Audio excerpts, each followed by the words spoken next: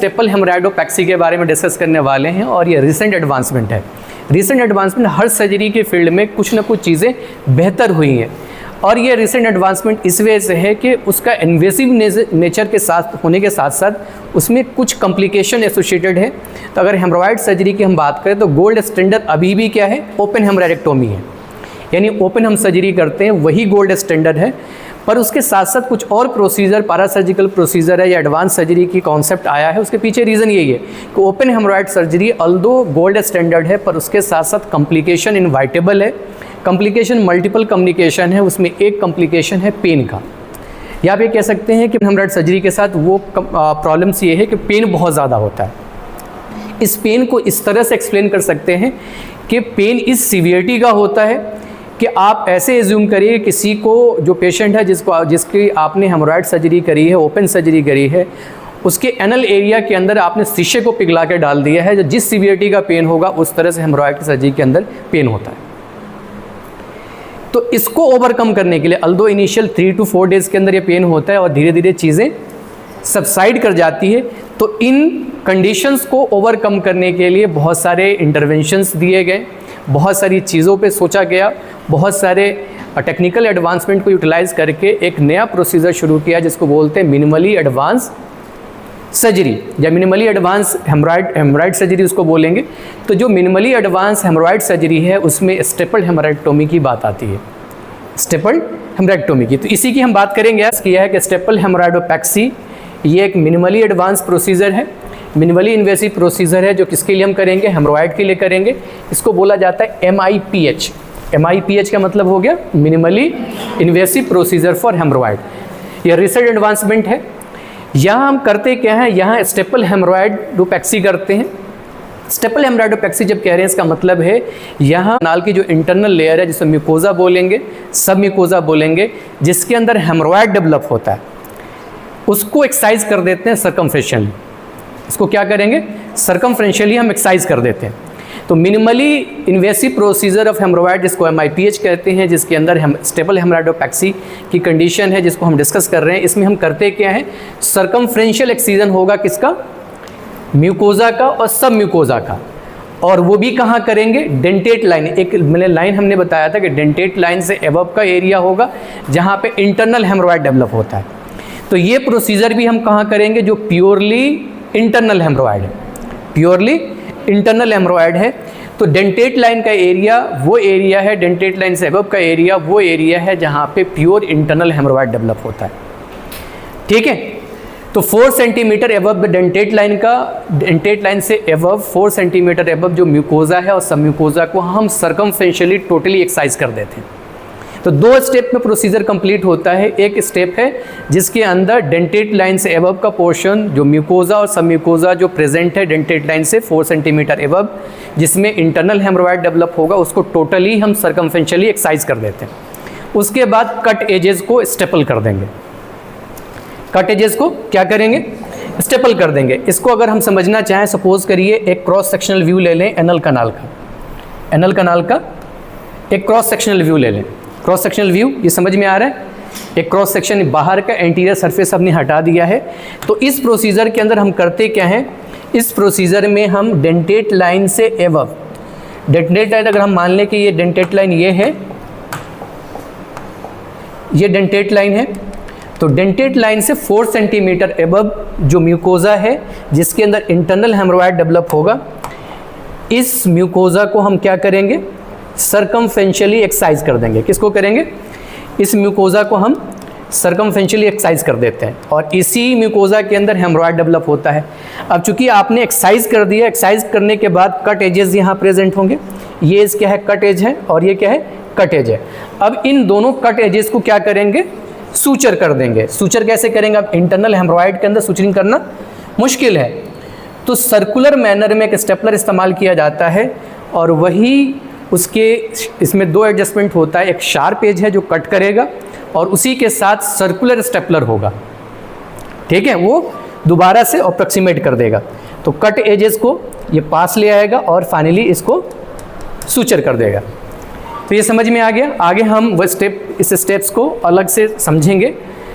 तो पहली बात ये है कि मिनिमली इन्वेसिव प्रोसीजर फॉर हेमरॉयड के अंदर अगर हम बात करें तो यहाँ चूँकि पेन कम होता है, ओपन हेमरॉयडोटॉमी के कंपैरिजन में पेन कम होता है, प्रोसीजर के बाद ओपन वुंड नहीं रहता, इसी वजह से इसको हम मिनिमली इन्वेसिव कह रहे हैं। इन्वेजन किसके बिहाफ पे? पेन के बिहाफ पे। इन्वेजन अगर आप कर रहे हैं उसके बाद पेन अगर सब्सिक्वेंटली पेन रहता है तो इसको बोलेंगे invasive surgery, invasive procedure, invasive surgery. क्योंकि इस प्रोसीजर के अंदर पोस्ट प्रोसीजर पेन कम होता है, इसी वजह से इस प्रोसीजर को हम बोल रहे हैं मिनिमली इन्वेसिव। यानी इसमें इन्वेजन दे रहे हैं पर वो मिनिमली इन्वेसिव है। इन्वेसिव किस टर्म में है कि पेन यहाँ कम होता है, ओपन वुंड नहीं रहता, ओपन वुंड हम नहीं छोड़ते। क्लियर है? अब ये एक्सीजन हम कैसे करेंगे? एक्सीजन एक डिवाइस की मदद से करते हैं जिसको बोला जाता है स्टेपलर गन या स्टेपलिंग गन कह सकते हैं, जिसको सर्कुलर हेमरॉयडल स्टेपलर भी कह सकते हो। एक सर्कुलर डिवाइस होती है जो आगे हम डिस्कस करेंगे। तो ये क्लियर है यहाँ तक? अब स्टेपल गन को हम रेक्टली पास करेंगे, बाहर से पास करेंगे। पेशेंट को आपने लिथोटोमी पोजीशन में लेटा दिया, आपने एनेस्थीसिया दे दिया, इनिशियल एक्सप्लोरेशन के बाद आपने रेक्टल एग्जामिनेशन भी कर लिया और आपने एनोस्कोप की मदद से एग्जामिनेशन कर लिया, आपने प्रोक्टोस्कोप की मदद से आपने एग्जामिनेशन कर लिया, आपने हेमरॉयड की पोजीशन कंफर्म कर ली। उसके बाद जो स्टेपलर डिवाइस है उसको पररेक्टली इंसर्ट करते हैं। इंसर्ट करने के बाद जो म्यूकोजा होगी उसको एक्सरसाइज करेंगे। एक्सरसाइज करने के बाद जब उसकी जो वुंड बन जाता है वो भी फाइनली स्टेपल्ड हो जाता है। ठीक है, यहाँ तक आप समझे? तो यहाँ बेसिकली जो मैंने मैकेनिज़्म आपको समझाया है कि चूँकि हम उस एरिया को सर्कुलर मैनर में कट करते हैं जिस एरिया के अंदर इंटरनल हेमरॉयड डेवलप होता है, तो उसी एक डोनेट्स डेवलप होगा। डोनेट्स कहने का मतलब एक सर्कुलर स्ट्रक्चर जिसको डोनेट बोलेंगे। तो चूँकि इस सर्कुलर एक्सीजन के अंदर वो पोर्शन भी इंक्लूड होता है जिसके अंदर हेमरॉयड डेवलप हुआ है, तो चूँकि आपने वो म्यूकोजा ही एक्सरसाइज कर दिया तो हेमरॉयड उसके अंदर इनकॉर्पोरेट हो जाता है। ठीक है, क्लियर है? ये डिवाइस है जिसके बारे में हम डिस्कस कर रहे हैं, सर्कुलर हेमरॉयडल स्टेपलर या स्टेपलिंग गन जिसको बोला जाता है। इस डिवाइस के बारे में थोड़ा सा डिस्कस कर लेते हैं, इसके पार्ट्स को डिस्कस कर लेते हैं कि डिवाइस किस तरह से वर्क करती है, इसके डिफरेंट पार्ट क्या हैं। तो ये जो एरिया है इसको हम डिटैच कर सकते हैं। ये एरिया क्या है? डिटैच कर सकते हैं। और डिटैच कैसे कर सकते हैं? ये पोर्शन जो होगा हैंडल का पोर्शन है, जब स्क्रू करोगे तो वो टाइट होगा, अनस्क्रू करोगे तो ओपन होगा। तो इसकी मूवमेंट के वजह से हम इसको डिटैच कर सकते हैं, जैसे कि इस इमेज में आप देख रहे हैं। यहाँ इसका ओपन एरिया जो है इसी के अंदर क्या है, यहाँ स्टेपलर देख सकते हैं आप। ये क्या है? स्टेपलिंग डिवाइस भी है इसके अंदर। ठीक है, ये क्या है? स्टेपलिंग डिवाइस है। इसी के अंदर कटिंग एज भी है और इसी के अंदर स्टेपलिंग यूनिट भी है, यानी कट भी करेगा और साथ साथ में स्टेपल भी करेगा। ये एरिया कहलाता है हब। इस पर मार्किंग होती है 1 to 4 तक। ये डिस्टेंस को शो करता है कि कहाँ तक आपने इस डिवाइस को इंसर्ट किया है, ताकि आप डेंटेट लाइन से एबव आप एक्सीजन करें। ठीक है, इस डिवाइस के अंदर एक सेफ्टी चेक है। सेफ्टी चेक ये है कि जब तक ये आप इस डिवाइस को क्लोज नहीं करते, टोटली क्लोज नहीं करते, तब तक आप इसको फायर नहीं कर सकते। टोटली क्लोज कैसे होगा? जब आप इस डिवाइस को एंटर करेंगे उस दौरान क्या होगा? ये ओपन होगा, ओपन फॉर्म में एंटर होगा, हेमरॉयडल मास से एबव पास करोगे, फिर उसके बाद रोटेट करते हुए इस डिवाइस को इस तरह से क्लोज करते हो। क्लोज करने के बाद इस एरिया के अंदर ग्रीन लाइन दिखाई देगी। ये शो करता है कि आपने डिवाइस को सही तरीके से प्लेस कर दिया है। उसके बाद यहाँ पे एक सेफ्टी नोब है जो रेड कलर से दिख रहा है। सेफ्टी नोब को आप अनलॉक करोगे, उसके बाद ये जो एरिया जो हैंडल है उसको आप फायर कर सकते हैं, गन की तरफ फायर कर सकते हैं। गन लाइक स्ट्रक्चर है, इसी वजह से बोला जाता है स्टेपल गन। तो इसमें कुछ सेफ्टी चेक है। इस प्रोसीजर को अगर आपने, यानी इस गन को आपने एक बार एक्टिवेट कर दिया तो इसको रिवर्ट बैक नहीं कर सकते। तो जब प्रोसीजर जितना मिनिमली इन्वेसिव है, अगर आपने सही तरीके से नहीं किया तो ये प्रोसीजर कॉम्प्लिकेशंस को इन्वाइट करेगा। और मेजर कॉम्प्लिकेशन क्या है? ब्लीडिंग का, हेमरेज का। अगर आपने म्यूकोजा को सही तरीके से कट नहीं किया, वहाँ अप्रोक्सीमेशन नहीं होगा तो हैवी ब्लीडिंग होगी। अब इंटरनली डेंटेट लाइन से अब जाकर दोबारा से उसको सूचर करना बहुत मुश्किल है। इसी वजह से इस डिवाइस को एक्टिवेट करने से पहले सारे सेफ्टी एंड चेक्स हैं, उनको ध्यान में रखना होता है। क्लियर है? अब इसके लिए रिक्वायरमेंट क्या है, यानी इस डिवाइस के साथ साथ और क्या चीज़ें हमें चाहिए उसको हम डिस्कस करेंगे। तो सबसे पहले इस डिवाइस का जो आप जो टिप का एरिया है वो देख रहे हैं, इसके अंदर मार्किंग है 1 to 4 तक, ठीक है। उसके बाद हमें क्या चाहिए, एनोस्कोप चाहिए, स्प्लिट एनोस्कोप बोलते हैं इसको, ठीक है। ये एनल डायलेटर है, ये नॉट पुलर है और हमें थ्रेड चाहिए। तो ये हमें रिक्वायरमेंट है, नहीं स्टेपल गन चाहिए पहले, उसके अलावा स्प्लिट एनोस्कोप चाहिए, एनल डायलेटर चाहिए और नॉट पुलर है, साथ साथ में हमें सुचर मटेरियल चाहिए। तो ये कुछ रिक्वायरमेंट्स है। प्रोसीजर का एडवांटेज क्या है, इस प्रोसीजर का डिसएडवांटेज क्या है, पहले उसको डिस्कस कर लेते हैं। तो ये प्रोसीजर का एडवांटेज की हम बात करें, इस प्रोसीजर के साथ एडवांटेज क्या एसोसिएटेड है, तो एडवांटेज की हम बात करें तो ये लेस पेनफुल कंडीशन, यानी लेस पेनफुल प्रोसीजर है। यहाँ रॉ वुंड नहीं होता, इसी वजह से आफ्टर प्रोसीजर पेन कम होता है। लेस ब्लड लॉस होगा, अगर आपने ओपन वुंड नहीं छोड़ा, आपने कट किया म्यूकोजा को, दोबारा से उसको स्टेपल डिवाइस की मदद से उसको सूचर कर रहे हैं, तो वहाँ ब्लीडिंग कम होगी। फास्टर रिकवरी होती है चूँकि आपने कट एज छोड़ा ही नहीं है एंड कट एजेस को अप्रॉक्सीमेट कर दिया है। उसके बाद चूँकि रिकवरी फास्ट होती है तो हॉस्पिटल स्टे कम होगा, तो आप अपने काम पे जल्दी वापस आ सकते हैं। तो ये कुछ एडवांटेज है इस प्रोसीजर के। नेक्स्ट हम डिस्कस करेंगे डिसएडवांटेज क्या है। तो डिसएडवांटेज की अगर हम बात करें तो इस प्रोसीजर के साथ कुछ डिसएडवांटेज एसोसिएटेड है। उसमें फर्स्ट है एक्सपीरियंस सर्जन चाहिए। सपोज करिए जिसने ये प्रोसीजर किया ही नहीं है, अगर वो करेगा तो गलती करेगा, तो टेक्निकली साउंड होना ज़रूरी है। सर्जन को टेक्निकली साउंड होना ज़रूरी है, सर्जन को स्किल्ड होना ज़रूरी है। तो स्किल्ड सर्जन चाहिए। डिवाइस चूँकि कॉस्टलियर है, 10 to 15,000 सिर्फ डिवाइस का कॉस्ट है और वन टाइम यूज़ के लिए होता है। तो ये प्रोसीजर अल्दो बेहतर हो सकता है, लेस पेनफुल होगा पर कॉस्टलियर है।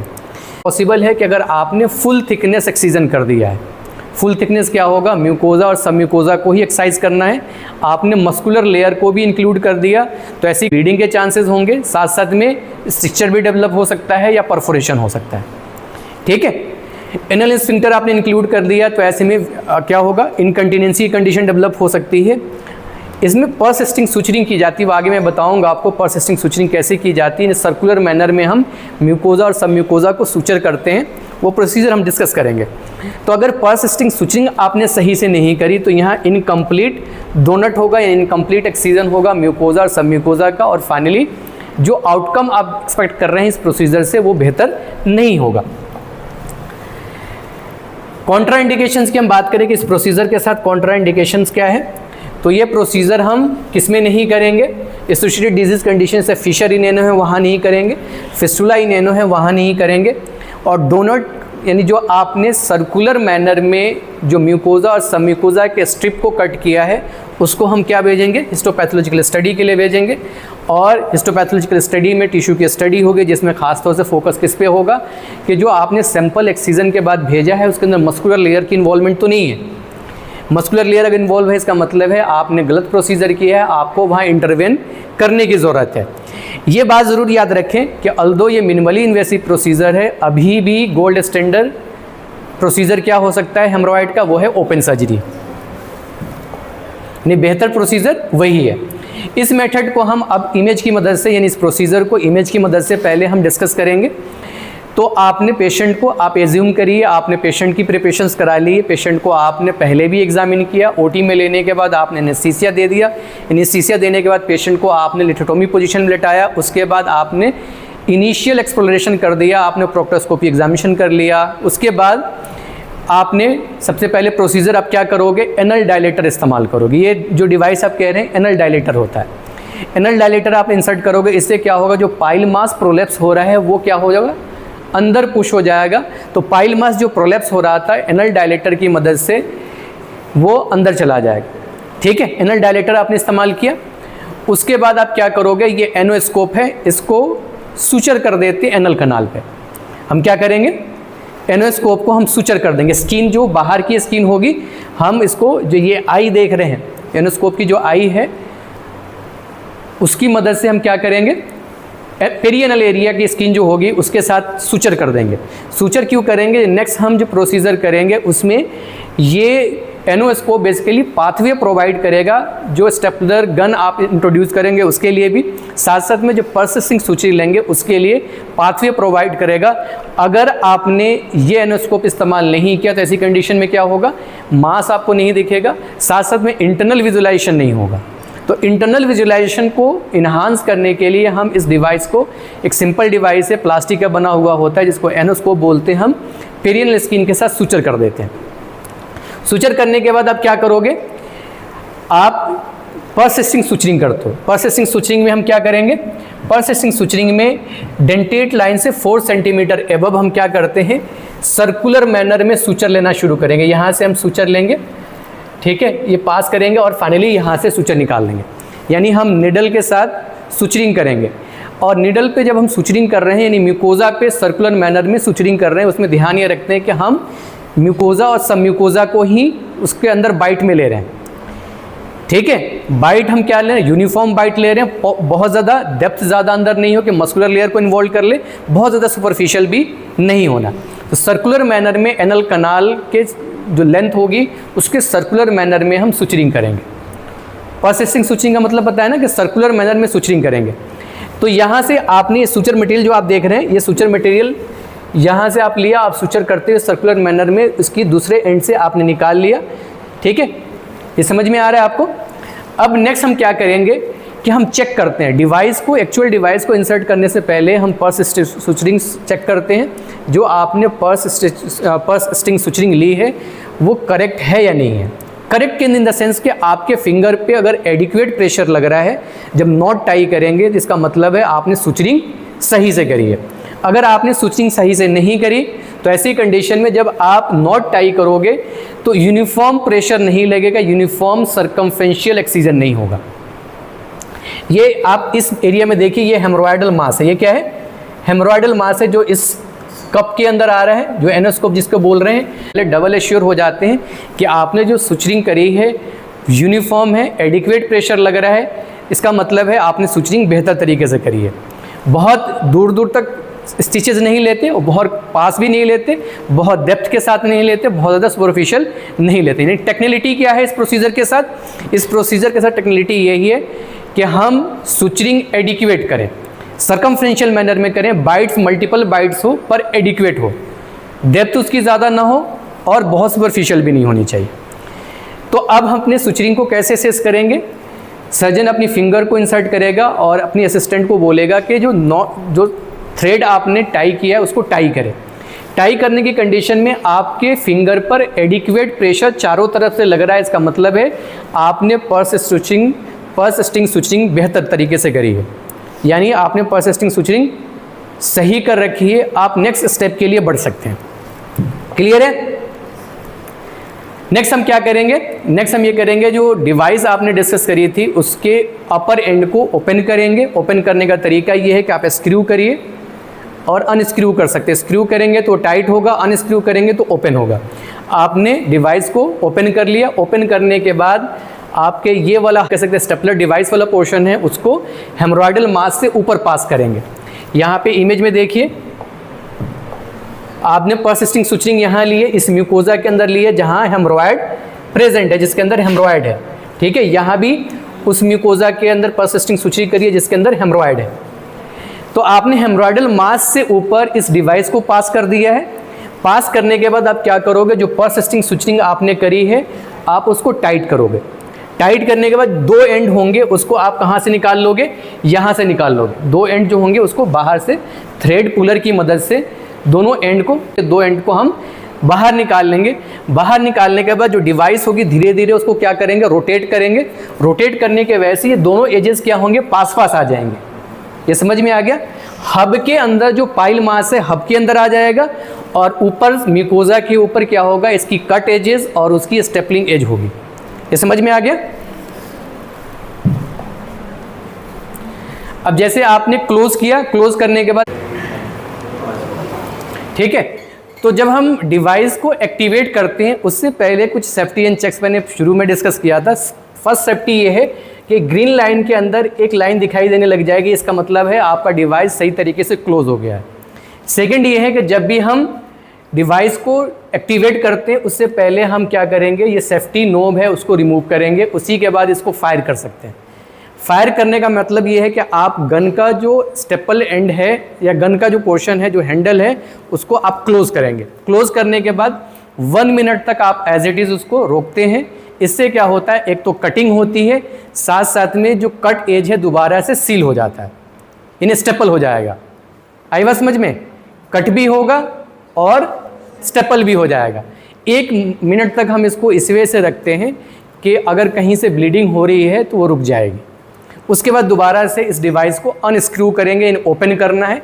ओपन करने के बाद ये जो हब का एरिया, वहाँ में इस तरह से एक पोर्शन किसका निकलेगा, म्यूकोजा का एक पोर्शन इस तरह का एक्साइज होगा, निकलेगा उसमें से। इसको हम चेक करते हैं कि ये डोनट सर्कुलर मैनर में है, कंप्लीट है, इसके अंदर मस्कुलर लेयर की इन्वॉल्वमेंट नहीं है, इसमें सिर्फ म्यूकोजा और सब म्यूकोजा है।